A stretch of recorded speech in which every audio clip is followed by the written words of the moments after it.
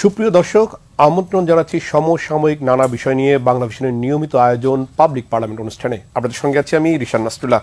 আর আলোচনার জন্য আমার সঙ্গে স্টুডিওতে অতিথি হিসেবে রয়েছেন শহীদুল ইসলাম বাবুল, সংসদ সদস্য, সাধারণ সম্পাদক, জাতীয়তাবাদী কৃষক দল; ওয়াসিম ইফতেখারুল হক, বিশ্লেষক, অ্যাক্টিভিস্ট; কর্নেল অবসরপ্রাপ্ত আব্দুল বাতেন, সংসদ সদস্য, বাংলাদেশ জামায়াত ইসলামী; এবং ফরিদুল হক, যুগ্ম সদস্য সচিব, এনসিপি।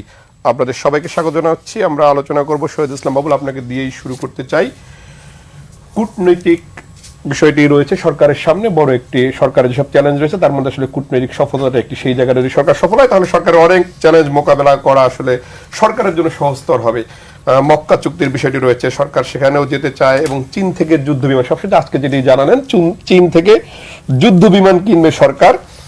পাশাপাশি শেখ হাসিনার সঙ্গে অন্যান্য বন্দীদেরও ফেরত, আসামি যারা বন্দী রয়েছেন ভারতে তাদেরকে ফেরত আনতে চায় বাংলাদেশ। আমি দুটো বিষয় যদি পাশাপাশি, চীন থেকে যুদ্ধ বিমান কিনবেন, আবার ভারত থেকে শেখ হাসিনা সহ অন্য আসামিদের ফেরত আনবেন, কূটনীতিতে একটা টানাপোড়েন তৈরি হবে কিনা, বা সেই টানাপোড়েনের পথেই যাচ্ছে কিনা সরকার?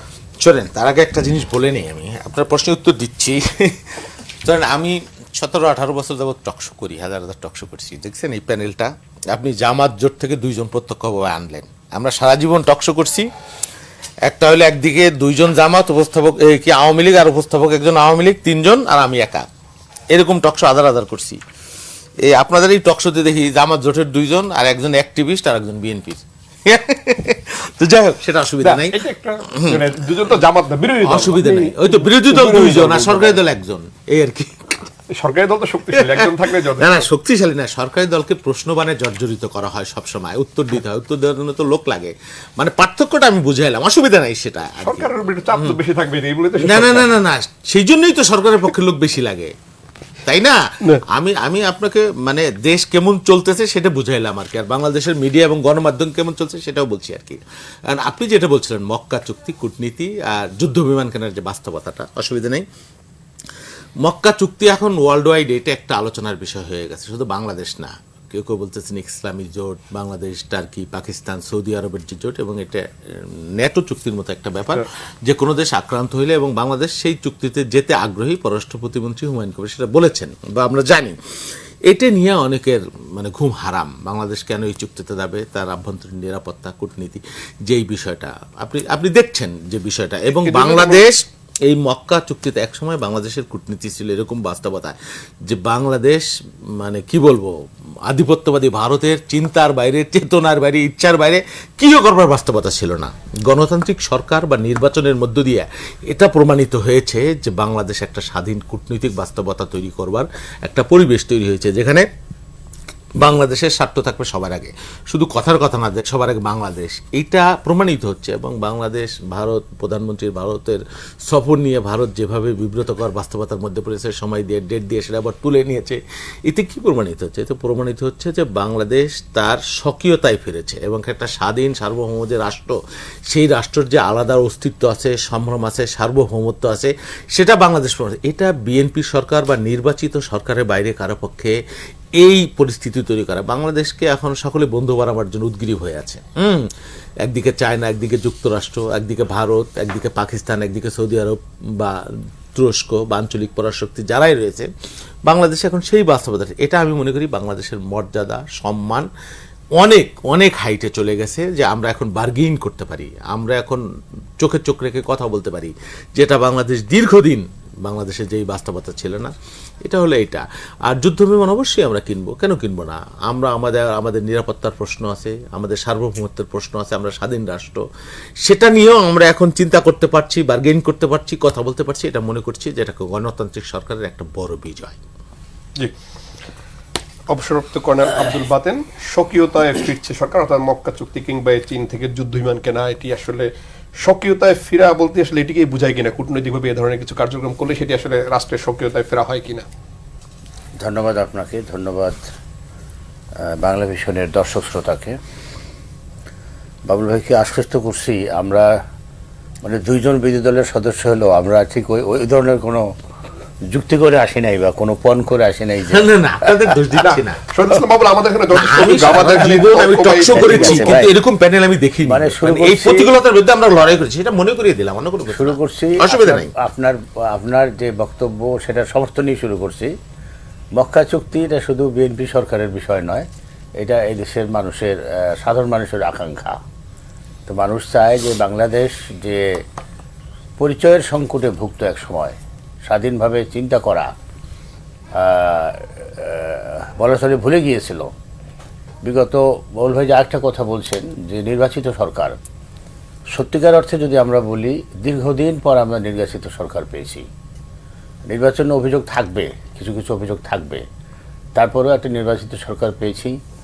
এবং এই সরকারের আরেকটা বৈশিষ্ট্য হয়েছে, এমন একটা বিরোধী দল আছে যারা চায় সরকার সফল হোক, অন্তত সংসদের ভিতরে।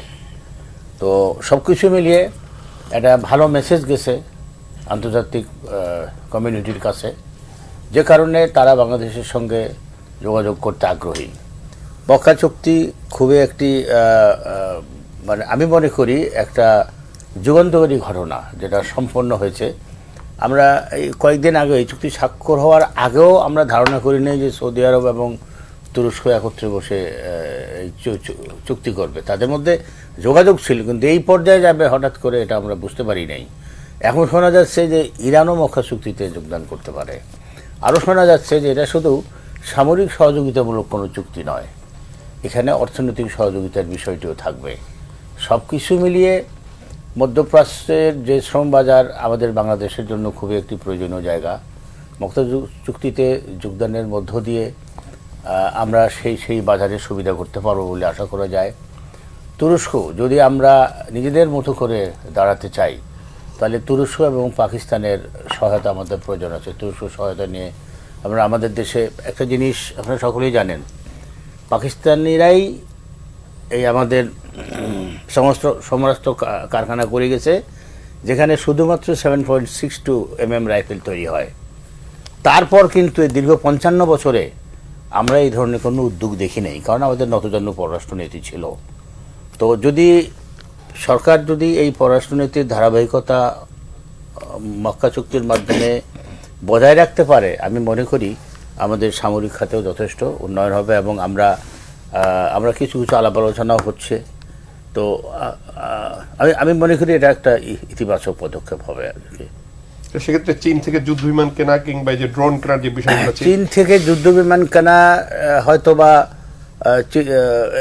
এটা আমাদের প্রতিবেশী হয়তো ভালো চোখে দেখবে না। প্রতিবেশী তো অনেক কিছুই ভালো চোখে দেখছে না। এখন প্রতিবেশী তো আমাদেরকে খাবার দেবে না বিনা পয়সায়। তো কাজে আমাদের নিরাপত্তার কথা আমাদেরকে চিন্তা করতে হবে। তারা তো আমাদের নিরাপত্তা দেবে না, প্রতিবেশী থাকবেই। বাট আমরা তো বরাবরই বলে আসছি যে আমরা প্রতিবেশীর সঙ্গে সুসম্পর্ক চাই, সমানে সমান, সমমর্যাদার ভিত্তিতে আমরা একটা সুন্দর সম্পর্ক চাই। ওয়াসিম ইফতেখারুল হক, সমমর্যাদার ভিত্তিতে প্রতিবেশীর সাথে সুসম্পর্ক, সেখানেও আসলে কূটনৈতিক একটা বিষয় থাকে, যেহেতু এখনকার রাজনীতিতে অনেকটা কূটনীতি, রাষ্ট্রের যদি বিশ্ব সম্পর্ক হয় সেখানে একটা কূটনীতির বড় তৈরি করে। সেই জায়গা থেকে আপনি চীনের সঙ্গে যুদ্ধ বিমান, চীনের কাছ থেকে যুদ্ধ বিমান কিনবেন কিংবা চীনকে দেশে নানান খাতে আপনি বিনিয়োগের সুযোগ দেবেন, সেটি আসলে প্রতিবেশী রাষ্ট্রের সেই জায়গাটায় তো কিছু কথা থাকবে। একই সঙ্গে আবার আমেরিকার সঙ্গে রাশিয়ার সঙ্গে কথা, আবার আপনি মক্কা চুক্তি করবেন। এই যে বিশ্ব বলয়ে প্রবেশ, সেটি আসলে বাংলাদেশকে এক ধরনের চ্যালেঞ্জে ফেলবে কিনা নতুন সরকারকেই। ধন্যবাদ। আমি প্রথমে ধন্যবাদ জানাতে চাই বাংলা ভিশনকে এবং তাদের অডিয়েন্সদেরকে এই প্রথম আমাকে কোনো টকশোতে ইনভাইট করার জন্য। ধন্যবাদ আপনাকে।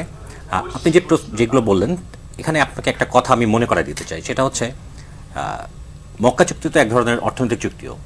সো 91-এ যখন বিএনপি সরকার ক্ষমতায় আসলো, তখন কিন্তু সাফট একটা চুক্তি হয়েছিল সার্ককে আর একটু বেশি কার্যকর করার জন্য। সো এই মক্কা চুক্তি এখন যেটা হওয়ার সম্ভাবনার মুখে রয়েছে, এখানেও সামরিক বিষয়গুলোর সঙ্গে অর্থনৈতিক বিষয়গুলো রয়েছে। সো ডেফিনেটলি এই ধরনের যে যুগান্তকারী চুক্তিগুলো, স্পেশালি অর্থনীতির ক্ষেত্রে, সেখানে আসলে বিএনপি সরকার তার ক্যারিশমা বিভিন্ন সময় দেখিয়েছে। এখন মক্কা চুক্তিটা যদি আমরা এই সরকার সম্পন্ন করতে পারে, তাহলে আমার মনে হয় তাদের ক্যারিয়ারে এটা একটা আলাদা মাইলস্টোন হবে। এটা কেন মাইলস্টোন হবে? কারণ দেখেন, আমাদের চারপাশে রয়েছে একটি প্রতিবেশী রাষ্ট্র, যারা আসলে চাইলে আমাদেরকে অল অ্যারাউন্ড অ্যাটাক করতে পারে, এবং বিভিন্ন সময় আমরা দেখছি তারা সেটা করেও যাচ্ছে। তো এই চুক্তির মধ্যে যেহেতু এখনও পাকিস্তান আছে, সৌদি আরব আছে, টার্কি আছে। সো এখানে এখানে একটা ব্যালেন্স তৈরি হবে, ডেফিনেটলি একটা ব্যালেন্স তৈরি হবে। সো যেহেতু এখানে সামরিক চুক্তিটাও আছে, সো সামরিক দিক থেকে এটা আমাদের জন্য একটা শেল্টারের মতো হবে। কারণ প্রতিবেশী যদি আমাদেরকে কোনো ঝামেলা করতে চায় কখনো সামাও, তখন কিন্তু এই দেশগুলোর একটা সাপোর্ট আমরা পাবো। আমি জানি না যে প্র্যাকটিক্যালি যখন এটা আগাবে তখন তারা ফিজিক্যালি কতটুকু আগাবে, বাট আমরা একটা ভার্বাল সাপোর্ট পাবো, সেটা একটা স্ট্রং সাপোর্ট পাবো, এটুকু আমরা এখানে আশা করতেই পারি। আপনি যুদ্ধ বিমানের কথা যেটা বললেন, দেখেন আমরা বিএনপি সরকার তো ইন্ডিয়ান তেজাস কিনতে যাচ্ছে না। আমরা কিন্তু দেখেছি যে একসময় আগের গভর্নমেন্ট যারা ছিল তারা কিন্তু ইন্ডিয়ান তেজাস কেনার জন্য মিলিটারিকে অনেক পুশ করতো, অন্তত আমরা পেপার পত্রিকাতে যতটুকু দেখেছি। চায়না থেকে কেনার সবচেয়ে বড় সুবিধাটা হচ্ছে তাদের, যেটাকে আমরা সবসময় একটু ফানিভাবেই বলি যে চাইনিজ প্রোডাক্ট, মানে দাম কম। তো চাইনিজ প্রোডাক্ট আসলে দাম কম, এটা যেমন সত্য, সঙ্গে সঙ্গে এটাও সত্য সে কিন্তু রাফালকে ডিফিট করেছে। ইন্ডিয়া পাকিস্তানের যে ফাইটটা ছিল রিসেন্টলি, সেখানে সে ডিফিট করছে। সো এটা ডেফিনেটলি বাংলাদেশের জন্য একটা নতুন একটা পাওয়ার হাউস বাংলাদেশকে হয়তো বানিয়ে ফেলবে না, বাট বাংলাদেশকে সে অনেক কনফিডেন্স দিবে। সো আমার মনে হয় এই বিমান কেনার যে কথাটা হচ্ছে, এটা হওয়া দরকার, এটা কেনার দরকার বাংলাদেশের। অন্যান্য যে এক্সপেন্সিভ প্রোডাক্টগুলো আছে সেগুলোর তুলনায় চাইনিজ প্রোডাক্ট ডেফিনেটলি আমাদের জন্য অনেক সুইটেবল হবে। তবে আমাদের একটা কথা মনে রাখতে হবে, এটা হয়তো অনেকের কারোর পছন্দ নাও হতে পারে, সেটা হচ্ছে মিয়ানমারের সঙ্গে যখন আমাদের লাস্ট কনফ্লিক্টটা হয়েছিল, তখন কিন্তু আমরা মানে আমাদের চাইনিজ যে ইকুইপমেন্টগুলো ছিল সেগুলোর সাপোর্ট আমরা পাইনি। আশা করি নতুন সরকার আসছে, নতুনভাবে কাজ করবে এবং ওই ধরনের সমস্যায় পড়লে যেন সাপোর্টটা আমরা পুরোপুরি পাই, সে ব্যাপারটাও সরকারকে নিশ্চিত করতে হবে। ফরিদুল হক খান, আমরা যদি একটু এই আলোচনাটাই করি, কূটনীতিতে একটা বড় বিষয় থাকে বাণিজ্য, মানে যুদ্ধাস্ত্র বিক্রি, মানে এটা এক ধরনের বাণিজ্য। বড় বড় দেশগুলো আসলে নানান অফার তৈরি করে ছোট ছোট দেশগুলোকে এই বাণিজ্যে আগ্রহী করে তোলে, কেনা বেচায় তারা শুরু করে, এবং এর সঙ্গে সঙ্গে এক ধরনের তৎপরতা শুরু হয় দেশকে ঘিরে, এক ধরনের কূটনৈতিক রাজনৈতিক তৎপরতা, অভ্যন্তরীণ হস্তক্ষেপের বিষয় থাকে। সেই সংখ্যাটা থাকছে কিনা ক্ষেত্রে? জি ধন্যবাদ। ব্যাপারটা হচ্ছে যে দেখেন, মানে বাংলাদেশ তো গণ অভ্যুত্থানের আগের বাংলাদেশ আর এখনকার বাংলাদেশ এক না। গণ অভ্যুত্থানের আগের বাংলাদেশকে ধরেন দীর্ঘ সময়ে গোলাম বানাতে বানাতে ধরেন এমন জায়গাতে আমাদের মনোজগৎকে নিয়ে যাওয়া হয়েছিল যে কে কি ভাববে সেই অনুযায়ী আমরা সিদ্ধান্ত নিতাম, কিংবা ওই সিদ্ধান্তটা ওইভাবে নেওয়া হতো, কিন্তু আমাদেরকে ওইভাবে প্রস্তুত করা হইতো প্রতিনিয়ত, এটার পক্ষে সম্মতি এবং যুক্তি উৎপাদন করে। এখন তো ওই জায়গাতে নাই বাংলাদেশ তার মতো করে চলবে, বাংলাদেশ তার মতো করে হাঁটবে, এই জায়গা থেকে এটাকে দেখতে হবে প্রধানত। এখন দেখেন, মানে সামরিক যে ধরেন প্যাক্টগুলো সারা দুনিয়াতে হয়, কিংবা ধরেন যে জোটগুলো হয়, সামরিক জোট কিংবা প্যাক্ট হওয়া মানেই তো আপনি প্রতিদিন যুদ্ধ করতেছেন বিষয়টা তা না। আপনি সামরিক বিমান কিনতেছেন মানে যুদ্ধ করতেছেন তা না। আপনার একটা সামরিক সক্ষমতা আছে, কারণ আপনি একটা স্বাধীন সার্বভৌম রাষ্ট্র। আপনাকে যদি যে কেউ থ্রেট করে, তাহলে যাতে আপনি পাল্টা এটার জবাব দিতে পারেন, এটা হচ্ছে গিয়ে প্রথম জায়গাটা থাকে। এখন বাংলাদেশের জন্য যেটা, মানে আপনি যদি সামরিক অ্যাসপেক্ট থেকেই দেখেন, অন্য সব বাদ, যদি শুধুমাত্র সামরিক অ্যাসপেক্ট থেকে দেখেন, কী কী অ্যাসপেক্ট আছে আমরা সব জানি, কিন্তু শুধু সামরিক অ্যাসপেক্ট থেকে যদি দেখেন, আমার এখানে আমাদের সিনিয়র ভাইয়া আছেন, উনি কি বলে যে সামরিক বাহিনীতে কাজ করেছেন, মানে বাংলাদেশের প্রধানতম পটেনশিয়াল সামরিক থ্রেটকে ইন্ডিয়া। তো আপনাকে আপনার ডিফেন্স তৈরি করতে হবে হচ্ছে ইন্ডিয়াকে থ্রেট মেনে নিয়ে, ইন্ডিয়াকে থ্রেট আপনি মানে কি বলে ধরে নিয়ে দেন হচ্ছে আপনার সমস্ত নেটওয়ার্কটা সাজাতে হবে। এখন দেখেন, এইটাকে আমরা সামরিক থ্রেটের জায়গাকে আমরা ডিপ্লোমেসি এবং ধরেন জিওপলিটিক্যাল কি বলে ডায়ালগের মধ্য দিয়ে এটাকে কিন্তু আমরা মানে একটা কি বলে যে রিজনেবল কিংবা নেগোসিয়েবল জায়গাতে রাখতে পারতাম। সেই জন্য একটা উদ্যোগ কিন্তু প্রেসিডেন্ট জিয়াউর রহমান নিয়ে সার্ক গঠন করে গেছেন। সেই সার্ককে কিন্তু লম্বা সময় অকার্যকর রাখা হয়েছে। লম্বা সময় অকার্যকর রেখে আপনি দেখেন যে পরবর্তীতে বিমস্টেককে অ্যাক্টিভ করা হয়েছে। বিমস্টেককে অ্যাক্টিভ করার মধ্যে দিয়ে আপনি খেয়াল করেন, সার্ক থেকে যখন আপনি বিমস্টেকে যাচ্ছেন, সার্কে ইন্ডিয়াকে যেরকম প্রেশার করার, ইন্ডিয়াকে যেরকম জবাবদিহিতার মধ্যে রাখার জিওপলিটিক্যাল, মানে এই অঞ্চলে যে সুযোগটা ছিল, বিমস্টেকে এইটা নেই। বিমস্টেকে India is all in all, ওটাকেই আস্তে আস্তে ধরেন সার্ককে ইনঅ্যাক্টিভ করে ওইখানে আস্তে আস্তে ইন্ডিয়াকে ধরেন মানে প্রধান করে নতুন একটা জোটের দিকে কিন্তু পূর্ববর্তী গভর্নমেন্ট আমাদেরকে নিয়ে গেছে। এবং এই বিমস্টেকের মধ্যে আপনি ইন্টারেস্টিংলি দেখবেন পাকিস্তান নেই। তো এটা তো খুব সিরিয়াস ইস্যু। হ্যাঁ, পাকিস্তানের সাথে আমাদের ধরেন মুক্তিযুদ্ধ হয়েছে, পাকিস্তানের সাথে আমাদের ইস্যু ছিল, সেটা একটা ডিফারেন্ট ইস্যু। কিন্তু আফটার লিবারেশন আপনি কি বলে যে এইখানকার আঞ্চলিক মানে ভারসাম্যর ক্ষেত্রে যদি আপনি চিন্তা করেন, পাকিস্তান চায়নাকে বাদ দিয়ে আঞ্চলিক ভারসাম্য কীভাবে হবে? বিমস্টেকে পাকিস্তানও নেই, চায়নাও নেই। তো এই বিষয়গুলো তো গুরুত্বপূর্ণ। এখন এই জায়গা থেকে ধরেন মানে সামরিক যে কোনো জোটে যাওয়া মানেই আপনি আসলে যুদ্ধে যাচ্ছেন, ব্যাপারটা তা না। আর একটা ব্যাপার হচ্ছে যে বাংলাদেশ, দেখেন বাংলাদেশ এলডিসি থেকে উত্তরণ হবে। বাংলাদেশ যখন এলডিসি থেকে উত্তরণ হবে, বাংলাদেশ কিন্তু কি বলে যে সবার সাথে যে বন্ধুত্বের যে নীতি, এই নীতির সাথে কিন্তু আপনার অর্থনীতির যুক্ততা ছিল, যে আপনি সবার কাছ থেকে যাতে এইড নিতে পারেন। কারণ আপনি সবার ছোট, আপনার সক্ষমতা সবার থেকে কম, কিন্তু আপনি কতদিন দান খয়রাত নিয়ে চলবেন? আপনাকে তো নিজের সক্ষমতায় দাঁড়াতে হবে। সেই দাঁড়ানোর পথেও বাংলাদেশ আছে, যদিও অনেক লুটপাট, অনেক জুলুম নির্যাতন হয়েছে, কিন্তু তারপরে বাংলাদেশে সেই অল পটেনশিয়ালস আছে। এখন যদি আপনি এখান থেকে বের হন, আপনি খেয়াল করে দেখেন এলডিসি থেকে বের হইছে এরকম কোনো একটা রাষ্ট্র আপনি পাবেন না যারা কোনো না কোনো প্যাক্টের মধ্যে আছে কিংবা কোনো না কোনো বলয়কে বিলং করে।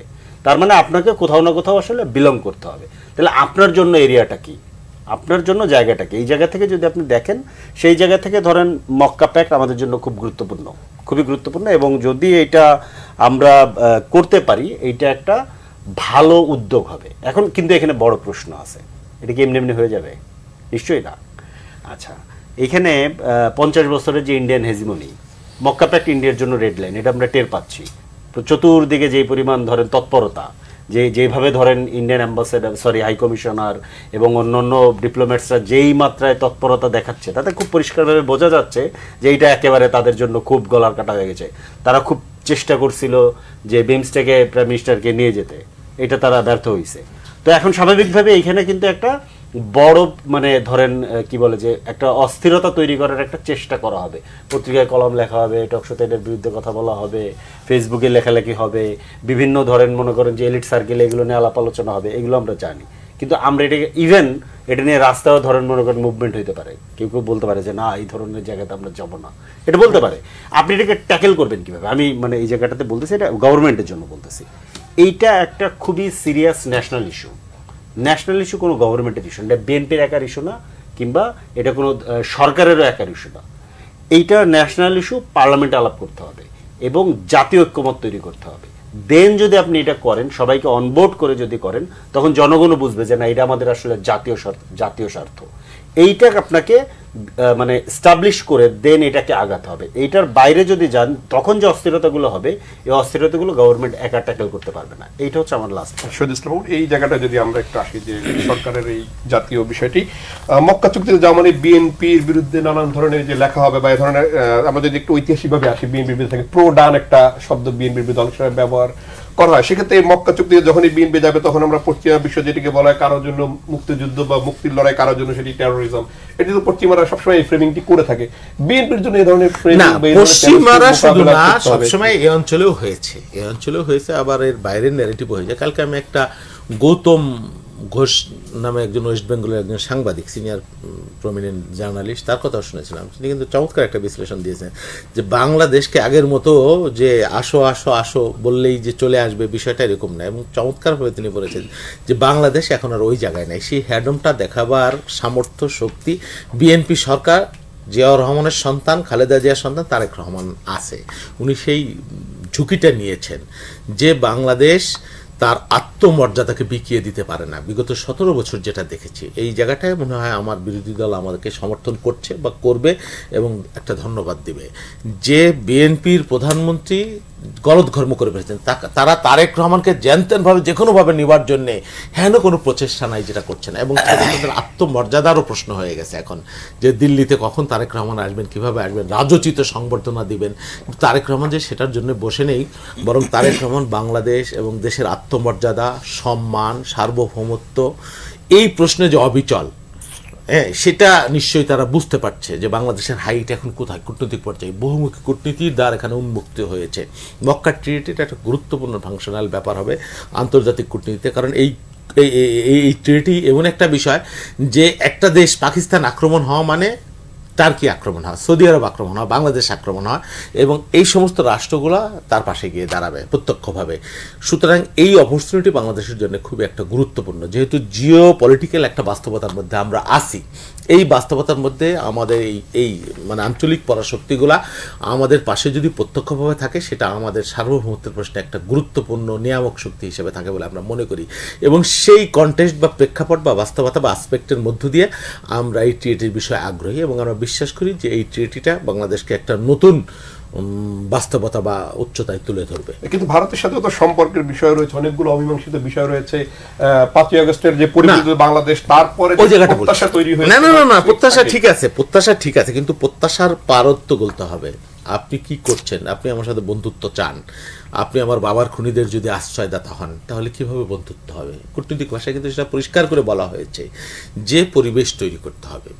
বাংলাদেশ একটা স্বাধীন সার্বভৌম রাষ্ট্র, মাইন্ড ইট, আপনাকে এটা মনে, এটা অঙ্গরাজ্য না, এটা ওই 24-এর 5ই আগস্টের পূর্ববর্তী বাংলাদেশ না। এই বাংলাদেশকে তার প্রাপ্য মর্যাদা, সম্মান, হিস্সা সর্বক্ষেত্রে, আপনার ট্রেড ডেফিসিট বলেন, আমার সীমান্ত বলেন, আমার 55টা অভিন্ন নদীর পানি সমস্যার কথা বলেন, বা আপনার স্বাধীন আমার মানে সামরিক তৎপরতার কথা বলেন, সেই সুযোগটা আমাকে দিতে হবে। আমাকে ভালোবেসে আমার বন্ধুত্ব অর্জন করতে হবে। আমাকে অনুগত বা আমাকে নিয়ন্ত্রণ করে এটা হবে না। সেই বাংলাদেশ এখন নেই, সেটা সবাই বলছে, বা সেটা আমরা সকলেই, এই বিষয়ে আমি বিশ্বাস করি সমস্ত রাজনৈতিক দল মত যারা দেশপ্রেমিক তারা বাংলা এই সরকারের সাথে থাকবে এই প্রেক্ষাপটে, এবং সরকার সেই স্ট্যান্ডটা নিতে পারছে। এটা পারছে এর আর একটা কারণ যে বাংলাদেশের মানুষ সরকারের সাথে আছে, বা সরকার একটা নির্বাচিত সরকার। ফার্স্ট বাংলাদেশ, সকলের আগে বাংলাদেশ, এটা শুধু মুখের কথা না, এটা কাজে প্রমাণ করবার বাস্তবতা হইল এই মক্কা ট্রিটি বা ভারত বাংলাদেশের সাম্প্রতিক বাস্তবতা। কর্নেল আব্দুল বাতেন, ভারত বাংলাদেশের সাম্প্রতিক সম্পর্ক যদি বিবেচনা, সেটি আসলে কিভাবে এগিয়ে নেওয়া যাবে? কারণ ভারত তো মানে প্রতিবেশী যেহেতু বদলানো সম্ভব নয়, অনেক অমীমাংসিত বিষয়, যেটি অনেক অমীমাংসিত বিষয় রয়েছে, আমাদের অর্থনীতির অনেক কিছু নির্ভর করে ভারতের সাথে সম্পর্কের উপর। সেই জায়গাটা আসলে ভারত যদি সম্পর্ক ভারতের সাথে যদি উন্নয়ন করা না যায়, কিংবা ন্যায্যতার ভিত্তিতেও সম্পর্ক যদি প্রতিষ্ঠিত করা না যায়, সেক্ষেত্রে আসলে এক ধরনের সংকট তৈরি হবে কিনা ভূ রাজনীতিতে? আমার মনে হয় না তেমন কোনো সংকট তৈরি হবে, কারণ আমরা যতটুকু দেখেছি গত অন্তর্বর্তীকালীন সরকারের সময়ে ভারতের সঙ্গে সম্পর্ক কিন্তু এখন যে পর্যায়ে এরকম ছিল না। এবং আমরা দেখেছি যে যখনই সংকট শুরু হলো, তখন এখন মক্কা চুক্তিতে যেসব দেশ আছেন তাদের কেউ কেউ সবার আগে এগিয়ে এসেছিল। পাকিস্তান এসেছিল, আজকে এসেছিল, এবং আমাদের অন্যান্য প্রতিবেশীও আছে, তারাও এগিয়ে এসেছিল। তো এখন ভারতের উপরে আমাদেরকে নির্ভর করতে হবে এমনটা আমি মনে করি না, কেননা ভারতের জন্য আমাদেরও প্রয়োজন আছে, আমাদেরও ভারতকে প্রয়োজন আছে। তো প্রতিবেশী হিসাবে যদি সুসম্পর্ক বজায় রাখা সম্ভব না হয়, তাহলে তো সুসম্পর্ক অগ্রসর হবে না। আমার মনে হয় এটা বড় ধরনের কোনো সুসম্পর্কের ঘাটতি করবে বলে মনে হয় না। রাজনৈতিক ঐক্য না থাকলে আসলে কূটনীতিতে যে বিজয়, সেটি অর্জন করা প্রায় অসম্ভব হয়ে যায় অনেক কোনো ক্ষেত্রে। সরকারের যে বর্তমান পরিস্থিতি, বিরোধী দল আসলে সরকারকে কিভাবে বিবেচনা করছে? দেখুন, কূটনীতিতে সফলতার জন্য জাতীয় ঐক্য অপরিহার্য।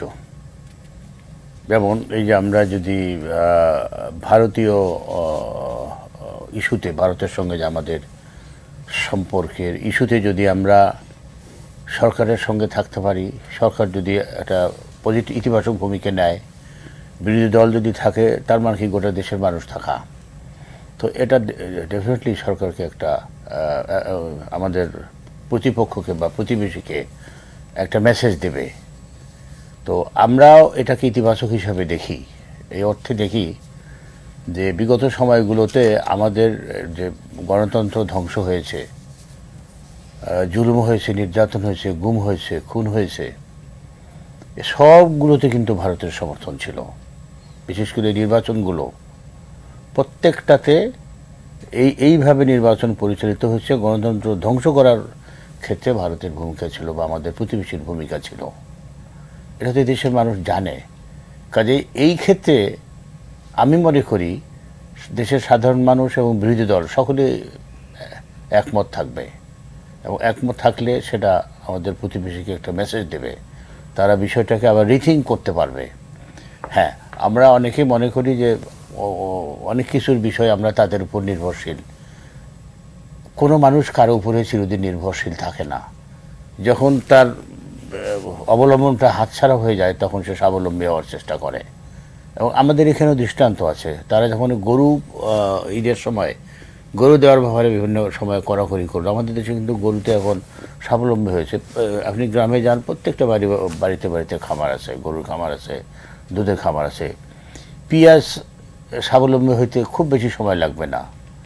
চালও স্বাবলম্বী হবে, চাল তো একসময় স্বাবলম্বী ছিল, চালও স্বাবলম্বী হবে। এবং চালের তো অভাব নেই, আমরা অন্য অনেক দেশ থেকে আরও বেটার কোয়ালিটির চাল আনতে পারবো।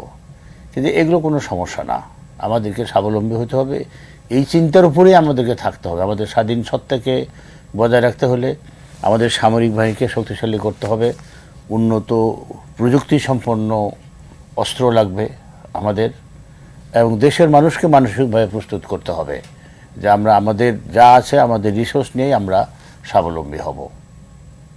জি, ওয়াসিম ইফতেখারুল খান, আপনি চীনের কাছ থেকে যখন অস্ত্র কিনবেন, আরেকজনে এসে দাঁড়াবে যে আমার কাছ থেকে একটু বিমান নেন, আরেকজনে এসে বলবে যে রকেট নেন। অর্থাৎ আমরা তো দেখছি যে মানে মার্কিন বাণিজ্য চুক্তি করার পরে এই ধরনের চাপ রয়েছে। ইউরোপীয় ইউনিয়ন বলছে এয়ারবাস কেনেন, চায়না এখন তার যুদ্ধ বিমান, তুরস্ক এক ধরনের অস্ত্র নিয়ে আসবে। অর্থাৎ একটা ব্যবসায়িক কেন্দ্রে পরিণত হবে। অর্থনৈতিক যে ঝুঁকির মুখে সরকার ক্ষমতা নিয়েছে, সেক্ষেত্রে এই যে কেনা বেচার এই বাজারে যদি সরকার যায়, সেটি রাষ্ট্রের জন্য আরেক ধরনের ঝুঁকি তৈরি করবে কিনা? দেখেন, বিভিন্ন জায়গা থেকে বিভিন্ন কিছু সেল করার জন্য তারা প্রেস করবে, এটা খুব স্বাভাবিক। বাট আমাদের দায়িত্ব হচ্ছে যে আমরা আমাদের জন্য কোনটা সবচেয়ে সুইটেবল সেটাকে আমরা বেছে নেব। আমাদের স্বার্থের জন্য যে দেশটা অনুকূল, আমরা সেখান থেকে আমরা কিনবো। শুধুমাত্র ফিনান্সিয়ালি না, আমাদের বিভিন্ন সিকিউরিটি যে মেজারগুলো আছে সেগুলো আমাদেরকে চিন্তা করতে হচ্ছে। সেগুলো চিন্তা করেই আমাদের সরকার নিশ্চয়ই সেইভাবেই পারচেস করবে। সো আপনি চায়না থেকে আপনি যুদ্ধ বিমান কিনতেই পারেন, আপনি যদি মনে করেন যে সেটা আপনার জন্য ফিজিবল, আপনি সেখান থেকে নেবেন। আপনি এয়ারবাস নিশ্চয়ই এখন আপনি চায়না থেকে নিতে পারবেন না, বা মানে ফ্লাইট তো নিশ্চয়ই আপনি চায়না থেকে নেবেন না। সেটা আপনি হয় এয়ারবাসের কাছে যাবেন বা বোয়িংয়ের কাছে যাবেন, সেটাই স্বাভাবিক। সো যেখানে যেটা দরকার সেটা, এবং এটা সব কিছু আসলে কূটনীতির ভিতরেই পড়ে। এই যে ফিনান্সিয়াল ইস্যুগুলো, এগুলো কূটনীতির মধ্যেই পড়ে। সো আপনাকে দেখতে হবে যে এন্ড অফ দ্য ডে আপনি একটা উইন উইন সিচুয়েশন রাখতে পারছেন কিনা। আপনাকে তো কেউ সব কিছু দিয়ে দিবে না, বা আপনি সব কিছু পেয়ে যাবেন, এটা এক্সপেক্ট করাটা একদমই বোকামি। আপনার প্রতিটা ডিলে আপনি আপনারটুকু পাচ্ছেন কিনা, আপনার যে কাউন্টার পার্ট তারা তারটুকু পাচ্ছে কিনা, দ্যাট ইজ মোস্ট ইম্পর্টেন্ট। আমাদের দিক থেকে সবার আগে, যেহেতু বাংলাদেশের স্লোগান আমরা দিচ্ছি, আমাদের দিক থেকে আমাদেরকে দেখতে হবে যে আমরা আমাদের অধিকারটুকু, আমাদের যে রাইটসটুকু, আমাদের যেখানে বেনিফিটটা হবে, সেটা আমরা কতটুকু নিয়ে নিতে পারছি, দ্যাটস এনাফ। সো হ্যাঁ, সব দেশ চাইবে যে কারোর হয়তো কেউ ফিনান্সিয়ালি ক্ষতিগ্রস্ত যদি হচ্ছে মনে করে, সে হয়তো আমাদেরকে অনেক চাপ দেওয়ার চেষ্টা করবে। This is part of politics. So সেই চাপটা আমাদের অ্যাকসেপ্ট করতে হবে। বাট আমরা সেটাকে আমাদের নিজেদের শক্তিতে কীভাবে সেটাকে ওভারকাম করতে পারি, দ্যাট ইজ দ্য পয়েন্ট। কিন্তু আমার অর্থনীতি দুর্বল হয়ে পড়বে কিনা, কারণ আমি এরকম কেনা বেচার বাজারে নাম লেখাতে গিয়ে। দেখেন, আপনাকে যখন আগাতে হবে, আপনার কোনো কিছু আগানোর জন্য আপনাকে দরকার 2 স্টেপ পেছাতে হতে পারে, এটা কোনো সমস্যা না। আমাদের বিপুল পরিমাণ জনশক্তি আছে, আমাদের যে পরিমাণ অ্যাসেট আমরা এখন দেখছি আমাদের পাওয়ার সম্ভাবনা আছে, যে ধরনের মিনারেলস আমরা পাবো বলে আশা করছি, সেগুলো যদি আমরা পেয়ে যাই, তো আমাদের তো সমস্যা, আহামরি কোনো সমস্যার কিছু নাই। হ্যাঁ, আমাদের কিছুটা ফাইট করতে হবে, বাট ফাইট না করলে আপনি আগাতে পারবেন না। আমাদেরকে অর্থনৈতিক চাপের মধ্যে তো আমরা আছি। শেখ হাসিনা রেজিম যে অবস্থায় আমাদেরকে ফেলে হয়ে গেছে, আমরা ইতিমধ্যে অর্থনৈতিক চাপের মধ্যে আছি। সো এর সঙ্গে হয়তো মানে কিছু যোগ হবে, কিছু কম বেশি হবে। আসলে আমরা যে পলিসিগুলো নিচ্ছে আমাদের গভর্নমেন্ট, সেই পলিসিগুলো দিয়ে আমাদেরকে ওভারকাম করতে হবে। আমাদের যে ডিপ্লোমেসি, সেটা দিয়ে আমাদেরকে ওভারকাম করতে হবে।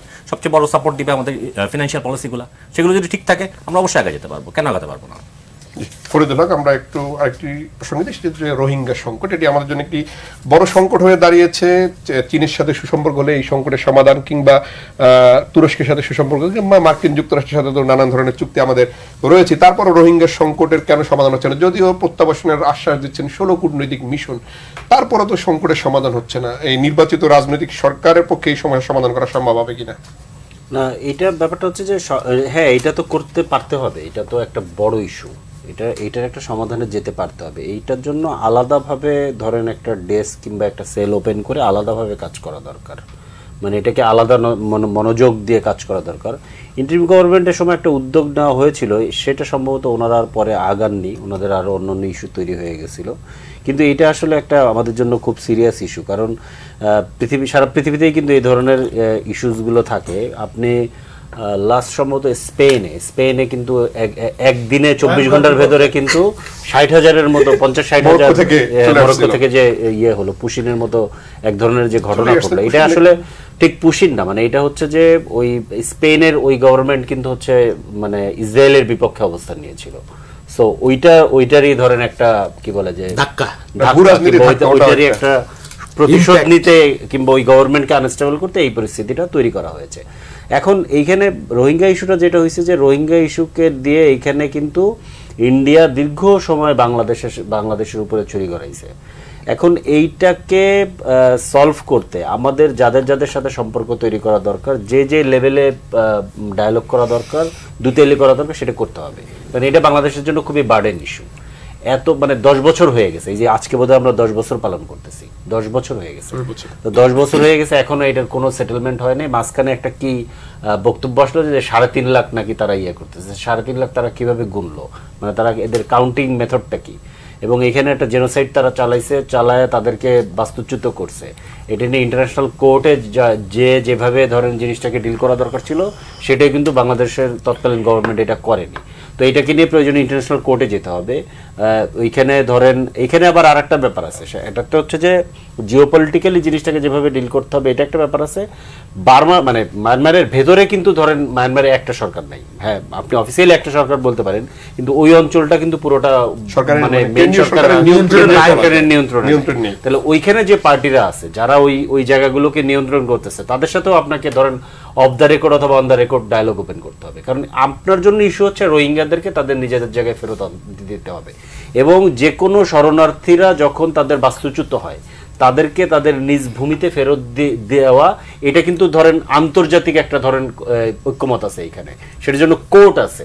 তো আপনাকে বাংলাদেশ হচ্ছে এইটার জন্য সবচেয়ে বড় পার্ট, সবচেয়ে বেশি সাফারার।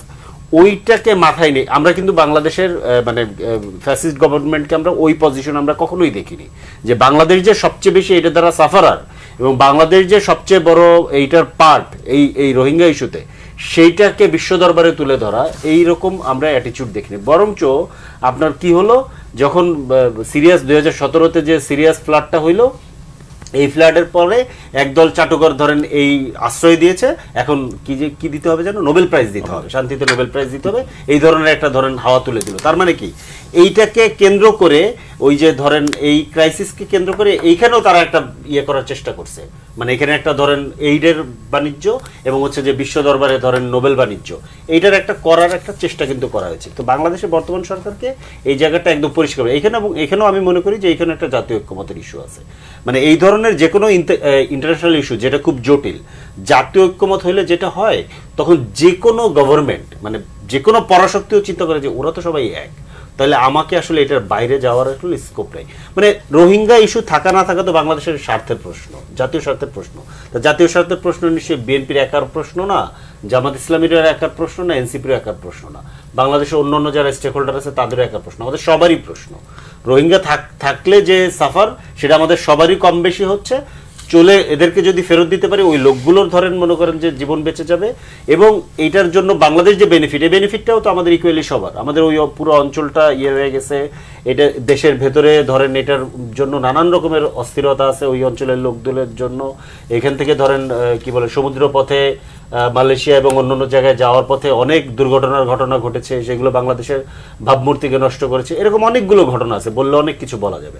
তো এই জায়গাটা হচ্ছে আমি মনে করি সিরিয়াসলি আলাদা নজর দিয়া, এটার জন্য আলাদা সেল করে এইটাকে নিয়ে কাজ করা দরকার আলাদাভাবে। এটা আবার মানে একদম সিরিয়াস কমেন্ট আর কি এই ব্যাপারে। শহীদ ইসলাম বাবুল, আমরা যদি একটু আগাই, যে সরকার এক ধরনের সংকট মোকাবেলা করছে, বিদ্যুৎ, জ্বালানি এবং অর্থনীতির এক ধরনের সংকট মোকাবেলা। অর্থমন্ত্রী একবার বলছেন যে 2 বছরের মধ্যে আসলে জ্বালানি সংকটের সমাধান করা যাবে না, যদিও ইউরোপীয় ইউনিয়ন সহ অন্যান্য বেশ কয়েকটি রাষ্ট্র বিদ্যুৎ জ্বালানি ক্ষেত্রে বিনিয়োগের আগ্রহ দেখিয়েছে। এই সরকার একটা বড় চ্যালেঞ্জ এই অর্থনীতি পুনর্গঠন, এবং সরকার বলছে 2034 সালের মধ্যে $1 ট্রিলিয়ন অর্থনীতি। আপনি এই ভঙ্গুর অবস্থা নিয়ে, কিংবা এই যে ধরেন আগামী 2 বছরের মধ্যে বিদ্যুৎ জ্বালানি দিতে পারবেন না, এই স্বপ্ন আসলে কিভাবে সরকার দেখে, বা এই চ্যালেঞ্জগুলো আসলে সরকার কিভাবে মোকাবেলা করবে? সরকার তো 2 বছরের সরকার না, সরকার 5 বছরের। হ্যাঁ, 5 বছর আপনি যদি স্ট্রাকচার তৈরি করতে পারেন, আমি বিশ্বাস করি যে $1 ট্রিলিয়ন হবে কি হবে না আমি জানি না, নিশ্চিতভাবেই এই বাস্তবতার মধ্যে জাতীয় ঐক্য। আপনি দেখছেন যে কি পরিমাণ রেমিটেন্স বাংলাদেশে আসছে, এটা আমাদের একটা চমৎকার বাস্তবতা, যেটা বিগত দিনে এটা ছিল না। কারণ মানুষের আস্থা আছে সরকারের উপরে, দেশের উপরে বা গণতন্ত্রের উপরে। তো আমার আপনি যেটা বলছিলেন তার আগে একটু বলে নেই যে রোহিঙ্গার ইস্যুটা একটু বলবার আছে এই কারণে ধরেন এটা একটা গুরুত্বপূর্ণ কূটনীতি এবং এটাকে খুব সিরিয়াসলি আলাদা করে কিন্তু গভর্নমেন্ট একটা ডেস্ক করেছে বা একটা ইস্যু তৈরি করেছে যে রোহিঙ্গাটা, কারণ এখানেও কিন্তু আন্তর্জাতিক একটা গুরুত্বপূর্ণ কূটনীতির ব্যাপার। একমাত্র জিয়াউর রহমানের আমল ছাড়া কখনো কিন্তু আমরা রোহিঙ্গা যারাই আমাদের এসে আমরা ফেরত পাঠাইতে পারিনি। এই যে ফরিদুল হক যেটা বললো যে সত্যিকার অর্থে এটাকে একটা কার্ড তৈরি করে হাসিনার নোবেল বিজয়ের একটা স্বপ্ন তারা দেখেছিল, দিবা স্বপ্ন হোক আর যাই হোক, এবং হাসিনার বোন তাকে বলেছিল যে তুমি তো 18 কোটি মানুষকে খাওয়াও আর নয় 10 লাখ রে খাওয়াইতে পারবো না তুমি, হ্যাঁ খাওয়াইতে পারবো, ভগবান ঈশ্বর হয়ে গেছিল আর কি তারা। তো যাই হোক, কেয়ারটেকারের আমল, হ্যাঁ কেয়ারটেকার আমল প্রফেসর ইউনুস যেভাবে আমাকে স্বপ্ন দেখিয়েছিলেন যে রোহিঙ্গাদেরকে ফেরত যাবে বা তারা আগামী ঈদ করবে, আমরা সেটাও পারিনি, বা আমাদের 6 মাসে যে খুব একটা বড় অগ্রগতি আছে সেটাও না। তবে আমরা বিশ্বাস করি এখানে চাইনিজদের একটা গুরুত্বপূর্ণ রোল আছে, গুরুত্বপূর্ণ রোল ইন্ডিয়ানদেরও আছে। চাইনিজদের রোলটা সবচেয়ে আর কার আরবি বলেন বা চাইনিজ গভর্নমেন্ট বলেন, সকলের সাথেই তাদের একটা ওয়ার্কেবল রিলেশন আছে, ওয়ার্কিং রিলেশন আছে।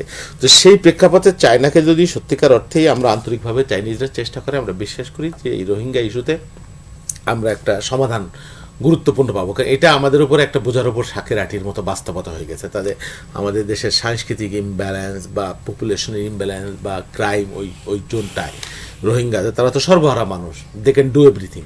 তো সেই বাস্তবতার জন্যে আমি মনে করছি তারা পাসপোর্ট তৈরি করে ফেলছে আগে, অনেকেই দেখছি। তো এটা আমাদের মানে কি বলবো ভৌগোলিক নৃতাত্ত্বিক বাস্তবতা একটা গুরুত্বপূর্ণ চ্যালেঞ্জ হয়ে গেছে। আপনি এটি যেহেতু আনলেন, আমি যদি আরেকটা অভিযোগ যেটি আসলে বিএনপির সামনে ছিল যে সেন্ট মার্টিন আমেরিকার কাছে বিক্রি করে দিয়ে মোটামুটি ক্ষমতা এসেছে, সেটিও তো এখানে একটা বিষয় থাকে। সেই আলোচনাটা কেন এসেছিল?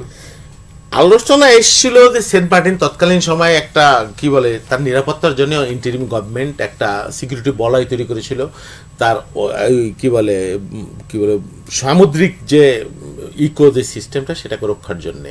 সেই প্রেক্ষিতে কেউ কেউ তখন বলেছিল, কিন্তু এটার সাথে বাস্তবতার ভিত্তি নাই এবং এটা আমাদের ভূখণ্ড, এটাকে কারোর উপর ইজারা দেওয়া, লিজ দেওয়া, এটা একটা চমৎকার আমাদের যে দ্বীপ এটাকে কেন্দ্র করে একটা মানে কি বলবো একটা পর্যটনের একটা চমৎকার বাস্তবতা হবে। আমরা নিজেও গিয়েছি, অনেকে যেতে চান আমাদের ভূখণ্ডের থেকে যতটুকু দূরে হোক। তো এটা রক্ষা করা আমাদের দায়িত্ব। আমি বিশ্বাস করি না যে এটাকে কারো কাছে ইজারা দেওয়া, বিক্রি করা বা কোনো ধরনের সার্বভৌমত্বের হুমকি সেটা হবে যদি গণতান্ত্রিক সরকার থাকে, এই ধরনের সরকার। তো এখন আপনি যেটা বলছিলেন যে একটা ইকোনমিক চ্যালেঞ্জ, এই চ্যালেঞ্জ আছে, দিস ট্রু। এবং বিএনপি একটা সত্যিকার অর্থেই বা ইন্টারিম একটা সত্যি এই যে তেল গ্যাস যে একটা সংকট, এটা কিন্তু অবধারিত ছিল, একদম মানে দেখাই যাচ্ছিল যে আমাদের তেল গ্যাস বিদ্যুৎ এটাকে আপনি আমদানি নির্ভর বাস্তবতার মধ্যে তুলে দিয়েছিলেন, ভারতীয় কি বলে ইসের উপর তুলে দিয়েছিলেন, তাদের হাতে তুলে দিয়েছিলেন, সেটা আমাদের এই বাস্তবতায় এসে হচ্ছে। এবং এর উপরে আবার একটা যুদ্ধ, গালফ যুদ্ধ, যেটা এই যুদ্ধটাও তো মানে খুবই দুর্ভাগ্যজনক যে বিএনপি ক্ষমতায় আসার পরই শুরু হয়ে গেল এবং এর প্রভাব শুধু বাংলাদেশ না, তামাম দুনিয়ায় এর প্রভাব পড়েছে। সঙ্গত কারণে আমাদের এখানে পড়েছে। এর জন্য আমাদের ব্যক্তিগত আপনি জানেন যে আমাদেরকে 4 কত বিলিয়ন ডলার এক্সট্রা আমার এই খাতে ব্যয় করতে হলো, এক্সট্রা। এর ধকল হচ্ছে প্রধানমন্ত্রী, আমরা এটা অস্বীকার করছি না, মাননীয় প্রধানমন্ত্রী বলেছেন, উনি দুঃখ প্রকাশ করেছেন যে এই সমস্যা হচ্ছে এবং গ্র্যাজুয়ালি এটা উন্নতি হচ্ছে। আমরা রিনিউয়েবল এনার্জির দিকে যাচ্ছি, প্রতিদিন প্রায় 1 মেগাওয়াট এখানে যুক্ত হচ্ছে। আমরা অতিরিক্ত টাকা দিয়ে হইলেও আমরা টেন্ডার করে বেশি টাকা দিয়ে আমরা এলএনজি কিনতেছি, সেটা আসছে, একটা আসছে, আরও আসতেছে, প্রক্রিয়াধীন আছে, অনগোয়িং আছে।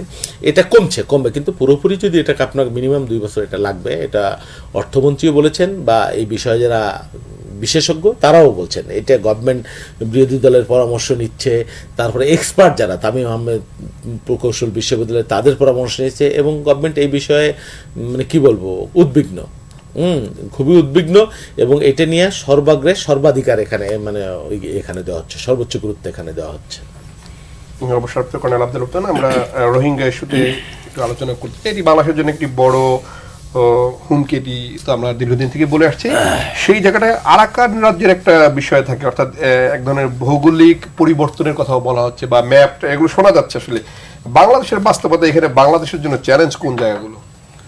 বাংলাদেশের জন্য এখানে চ্যালেঞ্জ হচ্ছে দুটো জায়গায়। একটু আগে এখানে একটা প্রসঙ্গ এসেছিল যে মিয়ানমারে আসলে সরকার একটা নয়, একাধিক সরকার। আমরা অফিসিয়ালি স্বীকার করি বা না করি, আমাদের রোহিঙ্গারা যে অঞ্চল থেকে এসেছে সে অঞ্চলের পরিপূর্ণ নিয়ন্ত্রণ এখন আরাকান আর্মির হাতে। আমাদের জানা মতে, অথবা এই রোহিঙ্গা মানে আরাকান আর্মির সঙ্গে সরকারের, এই সরকার অথবা পূর্ববর্তী অন্তর্বর্তীকালীন সরকার বা তারও পূর্ববর্তী সরকার কারো কোনো প্রকার যোগাযোগ ছিল কিনা আমাদের জানা নাই, বাট এই যোগাযোগটা অপরিহার্য। যদি যোগাযোগটা এস্টাবলিশ করতে না পারে তাহলে এই সমস্যার আশু সমাধান নেই। আর একটা সবচেয়ে বড় চ্যালেঞ্জ, আজ থেকে প্রায় 50 বছর আগে বা কম বেশি 50 বছর আগে আপনার ওয়েস্টার্ন সাহারা বলতে একটা দেশ আছে, স্পেনিশ সাহারা বলা হয়ে থাকে, মানে স্পেনের দখলে ছিল সাহারা মরুভূমির একটা অংশ।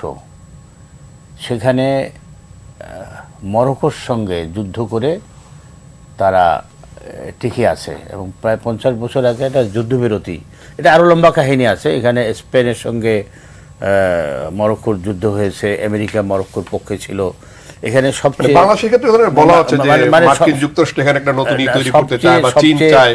সবচেয়ে আমি একটু এই প্রসঙ্গটা আমাদের জন্য খুবই প্রাসঙ্গিক, মানে ওখানে ফসফেট রিজার্ভ আছে সবচেয়ে বেশি ওই অঞ্চলটাতে প্যাসিফিক ওশানের। তো ওইটাকে কবজায় রাখার জন্য নাউরু নাকি না, এটা হচ্ছে ওই ওয়েস্টার্ন সাহারা, না। পশ্চিম সাহারা। ফসফেট তো নাউরুতে ছিল। তো এখন এই প্রায় 50 বছর আগে যুদ্ধবিরতি হয়েছে, সেই যুদ্ধবিরতি রেখাটা 50 বছর ধরে মেনটেন করছে শান্তিরক্ষা বাহিনী। পাশাপাশি জাতিসংঘের পক্ষ থেকে একটা সংস্থা আছে, অনেক জনবল নিয়ে সেই সংস্থাটা, তারা এখানে বেরোটটা হলো ওখানকার অধিবাসীরা হচ্ছে বেদুইন। তারা তো আজকে এখানে, আগামীকাল ওখানে, আর কিছুদিন পর আরাকখানে। এখন এই বেদুইন জনগোষ্ঠী তারা কোন দেশের নাগরিক এইটা ভেরিফাই করার জন্য বা আইডেন্টিফাই করার জন্য এই কমিশন কাজ করছে 50 বছর ধরে। এখন আমার আশঙ্কা হচ্ছে এই যে এরা, আমরা বলি 10 লাখ 12 লাখ, ওরা বলতেছে 3 লাখ বা 3.5 লাখ, এটাই যদি তারা মিন করে, এটার উপরে যদি তারা স্ট্রিক্ট থাকে, তাহলে বাকি যারা তারা কোন দেশের নাগরিক সেটা কি আমরা বললে তারা মানবে, অথবা তারা যদি বলে আমাদের না, আমরা কি সেটা মানব? এক্ষেত্রেও কিন্তু আন্তর্জাতিক হস্তক্ষেপ প্রয়োজন হতে পারে এবং এই ভেরিফিকেশন প্রসিডিওর কিন্তু খুব সহজ নয়, এটাও দীর্ঘমেয়াদী। কাজে আমি মনে করি যদি তারা এই ধরনের কোনো চিন্তা ভাবনা থেকে এই সংখ্যাটাকে কমিয়ে বলে থাকে, তাহলে এটা একটা বাংলাদেশ দীর্ঘমেয়াদী চ্যালেঞ্জের সম্মুখীন হবে। এবং এটা তো বাস্তবতা যে বর্তমান যে বিশ্ব পরিস্থিতি, এই রোহিঙ্গা প্রসঙ্গে আমরা যে আন্তর্জাতিক সহায়তা পেতাম সেই সহায়তা তো কিছুটা এখন, আর্থিক সহায়তা বিশেষ করে, সেটা তো কমে গেছে। এবং এটাও একটা বাস্তবতা আমাদের স্বীকার করতেই হবে যে এই 6 মাসে কিন্তু এই বিএনপি যে নির্বাচিত সরকার, তাদের পক্ষ থেকে উল্লেখযোগ্য কোনো অগ্রগতি দেখাতে পারেনি এই ইস্যুতে। হ্যাঁ, জিয়া রহমানের সময় একটা সাফল্য ছিল, বা বেগম খালেদা জিয়ার সময় হয়তো এক ধরনের একটা সাফল্য ছিল, শুধু সেটা বললে তো হবে না। সেটা বাউল ভাইও বলেছেন যে ওই সময় ফেরানো গিয়েছিল, কিন্তু এখন সেটা অত সহজ হচ্ছে না। কিন্তু চ্যালেঞ্জ আছে এবং এই চ্যালেঞ্জ মোকাবেলা করেই বাংলাদেশকে এই সমস্যার সমাধান করতে হবে। ওয়াসিম ইফতেখারুল হক, আমি যদি একটু আপনার কাছে যাই, সেটি হচ্ছে যে মিয়ানমার এবং ভারতের সাথে এই সংকটগুলো সমাধানের ক্ষেত্রে আমাদের একটি বিষয় থেকে বিদ্যুৎ গ্যাস অনুসন্ধানের বিষয় রয়েছে, কারণ মিয়ানমারের এখানে অনেকগুলো সামাজিক ব্লক রয়েছে এবং সেই অনুসন্ধানের ক্ষেত্রে আসলে মিয়ানমারের সঙ্গে এই সংকটটি সমাধান করা দরকার। সঙ্গে ভারতের সাথেও এই সামুদ্রিক বিষয়গুলো রয়েছে, সেই ক্ষেত্রে সরকারের অবস্থান আসলে কি হবে বা এখানে কোন কোন চ্যালেঞ্জগুলো সরকারকে মোকাবেলা করতে হবে? দেখেন, ভারতের সঙ্গে সমুদ্র সীমা নিয়ে যে ব্যাপারটা, এটা তো আসলে শেখ হাসিনা একবার ঘোষণা দিয়ে বসলো সে সমুদ্র জয় করেছে। আসলে কি হয়েছে সেটা আমরা বাস্তবে দেখছি। তো আমার যেটা মনে হয় যে সরকার তার যে নিয়মকানুন আছে তার হিসাবে, যেটা তার সমুদ্র সীমা, সেই অনুযায়ী সে কাজ করবে। সে তো অলরেডি বোধহয় অনুসন্ধানের জন্য অলরেডি কাজ করা শুরু করেছে, ইনভিটেশন বোধহয় দিয়েছে বিভিন্ন সংস্থাকে, যেটুকু জানি। তো এটা যখন শুরু হবে তখন সেটা আমাদের করতে হবে, অনুসন্ধানটা করতে হবে, এবং স্থলভাগেও করতে হবে, জলভাগেও করতে হবে। আমাদের যে অংশটুকু সেটার জন্য আমরা ফাইট করব। যদি কেউ বাধা দিতে আসে, তারা স্পেশালি মিয়ানমার পার্ট, তারা যদি বাধা দিতে আসে, তো সেটাকে লিগাল ওয়েতে আমাদেরকে মোকাবেলা করতে হবে। এছাড়া তো কোনো পথ নাই আমাদের হাতে। তাহলে রোহিঙ্গা ইস্যুর সমাধান আসলে কিভাবে করবে? রোহিঙ্গা ইস্যুর সমাধান জিয়াউর রহমানের সময় হয়েছে, বেগম খালেদা জিয়ার সময় 4.5 লাখ রোহিঙ্গাকে আমরা সেখানে পাঠিয়েছি। মাঝখানে যে গভর্নমেন্টগুলো ছিল তারা কিছুই করতে পারে নাই। সো এখন যেহেতু সেই বিএনপি গভর্নমেন্টই রয়েছে, তারা একটা মানে সরকার রয়েছে, সো আমরা আশা করতে পারি যে তারা এইগুলো সমাধান করার জন্য আগাবে। চীনের সঙ্গে সম্পর্ক যে ডেভেলপমেন্টটা হচ্ছে, এটা ডেফিনেটলি এখানে অনেক বড় একটা সাপোর্ট হয়ে আসবে, কারণ চীন এখানে অনেক বড় অংশীদার, সবাই বলেছেন এই কথাটা। তো চীনের অংশীদারিত্ব যখন এখানে থাকবে, তখন ডেফিনেটলি রোহিঙ্গার সব সমস্যার সমাধানের জন্য এটা আমাদের জন্য অনেক অনেক হেল্পফুল হওয়ার কথা, যদি তারা মানে মনের প্রাণে আমাদেরকে সাপোর্টটা করতে চাই। আর আমাদের কাছ থেকে সমর্থনটা পেতে হলে, আমাদের কাছ থেকে বিজনেস পেতে হলে, তো আমরা এই শর্ত তো জুড়ে দিতেই পারি। এটা হয়তো মানে এটা হয়তো সামনাসামনি হবে না, বাট বিহাইন্ড দ্য টেবল তো এই কথা বলাই যেতে পারে, তুমি এগুলো নাও, তোমার লোক না নিলে আমরা তোমাদেরকে এগুলো, তোমাদের সঙ্গে আমরা কপারেশন করতে পারবো না, আমি তোমার যুদ্ধ বিমান নিব না, বলতেই পারি আমরা। তাছাড়া তারা সারা দুনিয়াতে ব্যবসা করছে, সো চাইনিজদের সঙ্গে আপনার যে কোনো নেগোসিয়েশনের ক্ষেত্রে তাদের ব্যবসার টোপটা অনেক গুরুত্বপূর্ণ। ফরিদুল হক, আমরা যদি একটু সরকারের 6 মাসের দিকে একটু তাকাই, দেশে যে সংকটগুলো চলমান, সরকার তার আসলে এই সংকটগুলো মোকাবেলার ক্ষেত্রে যে অগ্রাধিকার পরিকল্পনা, সেই জায়গায় আসলে সরকার পিছিয়ে আছে কিনা, বা সরকার আসলে অগ্রাধিকার বিবেচনা করতে ব্যর্থ হয়েছে কিনা? হ্যাঁ, এটা তো অনেকাংশেই হয়েছে। মানে এটা হচ্ছে যে মানে যে সংকট যেগুলো আছে, সংকটের জন্য ধরেন এক্সটার্নাল ইস্যুসগুলো যত না কি বলে যে ইম্প্যাক্ট ফেলেছে, তার জন্য ব্যবস্থাপনাগত অদক্ষতা এবং অযোগ্যতা এইটা একটা বড় ইস্যু ফেলেছে। অযোগ্যতা এইটাকে বলতে গেলে মানে আর একটু করে বলতে হবে, বাংলাদেশের যে কাঠামো, বাংলাদেশের রাষ্ট্রের যে কাঠামো, এখানে যেটা হচ্ছে যে অদক্ষতা, ইচ্ছা করে অদক্ষতা তৈরি করা হয়, কিংবা ইচ্ছা করে আপনার ধরেন কি বলে যে কাজ না করার বাহানা তৈরি করা হয়, যাতে করে সংকট তৈরি হয় এবং ওই সংকটের ধরেন যে আগুন, ওইখান থেকে আলু পোড়া খাওয়া যায়। এইটা বাংলাদেশের কিন্তু একটা বড় বাস্তবতা। যেমন ধরেন আপনার একটা উদাহরণ দিই, সেটা হচ্ছে জ্বালানি সংকট আমাদের সময় হইল, কি বলে যে যুদ্ধের পরপরই জ্বালানি সংকট হইলো। তা জ্বালানি তো আমরা তো আমদানি করে চলি, আমাদের তো নিজস্ব কোনো জ্বালানি নেই, আমদানি করি, এবং এটা একটা বৈশ্বিক পণ্য। কোনো বৈশ্বিক পণ্যই আপনি কখনো আন্তর্জাতিক বাজারের সাথে সমন্বয় না করে আপনি বৈশ্বিক পণ্যের বাজার ঠিক রাখতে পারবেন না। যখন আপনার পাশের দেশে, বর্ডারের ওই পাশে দাম বেড়ে যাবে আর আপনি এখানে দাম কম রাখবেন, পাচার ঠেকাতে পারবেন না। এটা হলো একটা ইস্যু। আর একটা হচ্ছে যে আপনি জানেন যে দামটা বাড়াতে হবে, যখন আপনি দামটা বাড়াতে হবে জানেন কিন্তু দাম বাড়াচ্ছে না, তখন ব্যবসায়ীরা মজুত করবে। তাই মজুদ এবং পাচারের মধ্যে দিয়ে কি হয়েছে, কত টাকা লুটপাট হয়েছে, এটা আমরা জানি না। এটা গেল একটা। 2 নম্বর দেখেন, এরপরে যখন আবার গ্যাসের সংকট হলো, গ্যাসের এই যে মহেশখালীর যে টার্মিনাল পুড়লো, এটা কিন্তু 1 মাসের উপরে হয়ে গেছে, আমরা কিন্তু জানি না এটা কি ঘটছে, এটা কি আসলে পুড়ছে না কোনো অ্যাক্সিডেন্ট, না এখানে কোনো ধরেন স্যাবোটাজ আছে, নাকি কোনো বৈশ্বিক রাজনীতির মানে আপনি ব্যাটল গ্রাউন্ড হলেন, এটা কিন্তু আমরা জানি না। আচ্ছা, কিন্তু ইন্টারেস্টিং ঘটনা হচ্ছে এর ভেতরে একটা বড় তৎপরতা হয়েছে, যেটা নিয়ে আলাপ খুব কম হয়। আমি খুব একটা পত্রিকাতে টিউজও দেখি না, অবশ্য পত্রিকার নিউজগুলো এখন অনেকখানি কন্ট্রোল হয়ে গেছে সিরিয়াস বড় বড় ইস্যুর ক্ষেত্রে। তো যেটা হয়েছে যে ধরেন 24শে মে বসুন্ধরা গ্রুপ আবেদন করেছে, যে বসুন্ধরা গ্রুপ আবেদন করেছে, তারা জ্বালানির আমদানি এবং হচ্ছে যে বেসরকারি খাতে আমদানি এবং বিতরণ চায়। গত সরকারের হিসাব তো আমি করছি না, সেটা অনেক কিছু চেষ্টা করছে। 24শে মে আবেদন করতেছে, এরপরে 2রা জুলাই হচ্ছে গিয়ে আপনার দিচ্ছে, কি বলে এই জ্বালানি বিভাগ বিপিসিকে লেটার ফরওয়ার্ড করতেছে, ওটার সংযুক্তি দিয়ে যে তোমরা এটা আমাদেরকে রিপোর্ট দাও। বিপিসি 14ই জুলাই একটা 11 সদস্যের কমিটি করতেছে, সেই কমিটিকে বলতেছে 2 দিনের ভেতরে রিপোর্ট দিতে হবে। খেয়াল করেন কি তাড়াহুড়া, বাংলাদেশের জ্বালানি সমস্যার সমাধান করে ফেলতেছে বসুন্ধরার কাছে দিয়ে। আচ্ছা, এবং হচ্ছে নিশ্চয়ই ওই রিপোর্টে নেগেটিভ কিছু আসছে, বিবিসির চেয়ারম্যানকে 25-26 তারিখে সরাই দেওয়া হচ্ছে, এরপরে নতুন চেয়ারম্যান নিয়োগ দেওয়া হচ্ছে আবার পরের মাসে আগস্টের 2 তারিখে কি 3 তারিখে। উনি এসে আবার 6 তারিখে তার বলতেছে যে আমাদেরকে এবার আইনের খসড়া তৈরি করে দাও, এবং যেদিন এইটা বলতেছে সেদিন আবার তাকে প্রমোশন দেওয়া হচ্ছে। এই দেখেন পুরো জিনিসটা মেলে কিভাবে, ডটগুলো মেলে কিভাবে। এখন এই যে ধরেন আগুনটা লাগছে, আগুনের মধ্যে আলু পোড়া খাওয়ার জন্য মন্ত্রীরা ঘুরতেছে। আচ্ছা, এখন এই যে ধরেন সংকট, এই যে অব্যবস্থাপনা, এইটা সবটা কতটা অব্যবস্থাপনা এবং কতটা সংকট আর কতটা আসলে ইচ্ছাকৃত তৈরি করা, এই জায়গাগুলোকে বাংলাদেশের মানুষের সামনে পরিষ্কার করতে হবে। খুব সিম্পল জায়গা। শহীদ ইসলাম বাবু, এই যে আগুনের মধ্যে আলু পোড়া খাওয়া, আমি আপনাকে বলি, এটা কমন কথা। বিগত দিনে এই সেক্টর থেকে হাজার হাজার কোটি টাকা লুণ্ঠন হয়েছে, এটা একটা স্বাভাবিক ধারণা যে এখানে বোধহয় খনি টনি আছে লুটপাটের, এখানে মানে হাত দিলেই পাওয়া যাবে, হ্যাঁ বিস্তর, এটা একটা কমন ধারণা। আমার ভাই ফরিদুল হক কিন্তু বলতে পারে নাই যে কিভাবে আলো পোড়া দিল, কিভাবে খাইলো, কিভাবে খাওয়ার চেষ্টা করলো। একটা বললো যে বসুন্ধরাকে দেওয়ার জন্য, শুধু বসুন্ধরা না, এটা উন্মুক্ত করার একটা প্রক্রিয়া শুরু করেছে ডিউ টু রিজন যে গভর্নমেন্টের যেই মেকানিজম বা যে অবকাঠামো আছে এর বাইরে শুধু এটা বাংলাদেশে না, this is not first Bangladesh, এটাকে একটা কম্পিটিটিভ করবার জন্য ইন্ডিয়াতেও আছে। ইন্ডিয়ান অয়েল এবং আপনার হিন্দুস্তান কি অয়েল এর বাইরেও কিন্তু তারা প্রাইভেট সেক্টরের অবকাঠামোগুলো কাজে লাগাচ্ছে। আমার এই সংকটের কারণে আপনি যেহেতু সংকট তৈরি হয়েছে, শুধু গভর্নমেন্ট শুধু দায়বদ্ধতা এটা উন্মুক্ত করে দিয়েছে, শুধু বসুন্ধরা না, সবারই দরপত্র উন্মুক্ত করেছে। এখানে বসুন্ধরাই পাচ্ছে, আমি শেষ করে দিই, বসুন্ধরাই পাচ্ছে বা পেয়ে গেছে, এইটা এই ধারণাটা বোধহয় মানে অতিরিক্ত ধারণা আর কি। বা পেলেও শুধুমাত্র ওই বিরোধিতার কারণে বা ওই ইসের কারণে, ইন্টেনশনের কারণে যে এটা হচ্ছে, নট দ্যাট। বসুন্ধরা যদি আমাকে সাশ্রয়ী দামে তেল দিতে পারে, গ্যাস দিতে পারে সংকটে, তো ওয়াই নট বসুন্ধরা।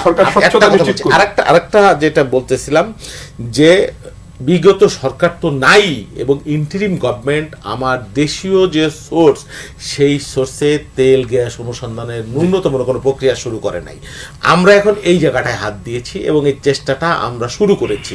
আশা করি এখান থেকে আমরা একটা ভালো ফল পাবো। কর্নেল আব্দুল বাতেন, আসলে বেসরকারি খাতে দিলেই সংকট কেটে যাবে বলে মনে না, করছেন? কেটে যাবে সেটা নিশ্চয় করে বলা যাচ্ছে না। না, সংকট তো কাটবেই না, বরং সংকট আরও প্রকট হতে পারে।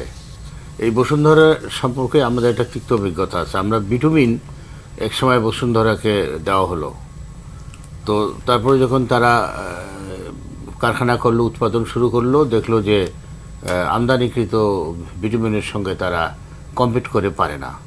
তো আমাদের দেশে আমলাদেরকে পারচেস করা সহজ, অথবা ইভেন পলিটিশিয়ানদেরকেও পারচেস করা সহজ। তারপরে তারা করলো কি, আমদানিকৃত বিটুমিনের উপরে রেট বাড়িয়ে দিল। রেট বাড়িয়ে দিয়ে এখন এক সিটি ব্যবসা করতেছে। কাজেই এটা মানে সংকট সমাধান হবে না কি হবে এটা বলা মুশকিল। জি, আমি একদম 1 মিনিটে যদি কি করি, ভারতের উদাহরণ দিয়েছিলেন শহীদ হোসেন বাবুল, কিন্তু ভারত বা ইউরোপীয় দেশগুলোর দিকে তাদের যে রেগুলেটরি বডি যতটা শক্তিশালী, বাংলাদেশের রেগুলেটরি বডি শক্তিশালী না, যেটি তিনি বলছিলেন আমলাদেরও কেনা যায়, রাজনীতিবিদদেরও কেনা যায়। সেক্ষেত্রে এই যে বেসরকারি খাতে গেলে আরেকটি সংকটের মুখে পড়বে কিনা বিএনপি সরকার? ওয়েল, আমি একটু বলি বসুন্ধরার কথা যেটা আসলো। দেখেন, বসুন্ধরা একটা কোম্পানি হিসাবে অ্যাপ্লাই করতেই পারে, তাকে দেওয়া হলো কি হলো তার জন্য তাকে একটা দেওয়া যায় কিনা এই জন্য সরকার একটা কমিটিও করে দিতে পারে, অস্বাভাবিক কিছু না। প্রশ্ন হচ্ছে যে সে পেয়েছে কিনা, সে কিন্তু এখনো পায়নি। সে এখনো না পেতে, অনিয়ম এবং স্বচ্ছতা, হ্যাঁ সে এখনো এটা পাই নাই। সে যদি তার ক্রাইটেরিয়াতে যদি ফুলফিল হয় তাহলে পেতেও পারে, নাও পেতে পারে, সেটা আমরা বলতে পারি না। কিন্তু কথা হচ্ছে যে কেন এটা দেওয়া হচ্ছে। দেখেন, উনি যেটা বললেন যে সরকারি খাতগুলোতে প্রচুর দুর্নীতি, স্পেশালি আমরা আমলাদেরকে নিয়ন্ত্রণ করতে পারি না, কখনোই পারছি না। তো বসুন্ধরা বলে না, মানে যার এটা কি চাচ্ছে যে ইম্পোর্ট করবে এবং তারা ডিস্ট্রিবিউট করবে। তো যখন এরা অন্য কেউ ইম্পোর্ট করবে বা ডিস্ট্রিবিউট করবে, তখন কিন্তু তারা তাদের নিজেদের বাণিজ্যিক স্বার্থটা দেখবে। তো বাণিজ্যিক স্বার্থ দেখাটা কি খারাপ না? খারাপ না, কারণ সেখানে একটা অ্যাকাউন্টেবিলিটি থাকবে। আর আমাদের যখন সরকারের লোকজনগুলো যখন কাজগুলো করতে যায়, যেসব আমলারা আছে, এরা কিন্তু এখান থেকে প্রচুর চুরি করে, সিস্টেম নষ্ট হয়। তো যখন এটা প্রাইভেটাইজেশন হবে, সে যে কোম্পানি পাক না কেন, তখন এই সমস্যাটা আর থাকবে না। অর্থাৎ এখন যে কারেন্ট বিদ্যুৎ চুরি হয়, এই হয় সেই হয়, এখানে ওখানে লাইন যায়, এই প্রবলেমগুলো তো বেসরকারি কোম্পানির ক্ষেত্রে কখন শুনেছি আমরা যে তারা তাদের প্রসেস লস করছে, সিস্টেম লস করছে। মনোপলি বাজার তো তৈরি হয়ে যাবে। প্রথমে একটা কোম্পানিকে দেওয়া হচ্ছে, পরে আরেকটা কোম্পানি বাড়তে পারে। ব্যাপারটা হচ্ছে বাংলাদেশে চিনি উৎপাদন করতে আপনার খরচ হয় 70 টাকা, চিনি আমদানি করতে আপনার পরে 55 টাকা। ক্ষেত্র বিশেষে আপনার ওই যে পাওয়ার প্ল্যান্টগুলা, এগুলো আপনি উৎপাদন করলেও শাকের করার উৎপাদন করলে যায়। আমরা যেটা বলেছি যে প্রাইভেট সেক্টরে যে অবকাঠামোগুলো আছে, তাদের যে সক্ষমতা আছে, সেটা কাজে লাগিয়ে যদি এই সংকটকালীন সময়ে কিছুটা স্বস্তির পরিবেশ তৈরি করা যায়, সেই বাস্তবতাও তো হতে পারে। সবকিছুর মধ্যে আপনি যদি নেগেটিভিটি খুঁজে আলোচনা শোনার জন্য শহীদ ইসলাম বাবুল, ওয়াসিম ইফতেখারুল হক, অবসরপ্রাপ্ত কর্নেল আব্দুল বাতেন এবং ফরিদুল হক, আপনাদেরকে অসংখ্য ধন্যবাদ। দর্শক, পাবলিক পার্লামেন্ট থেকে আজকের মতো বিদায় নিচ্ছি। ভালো থাকবেন, সুস্থ থাকবেন, আল্লাহ হাফেজ।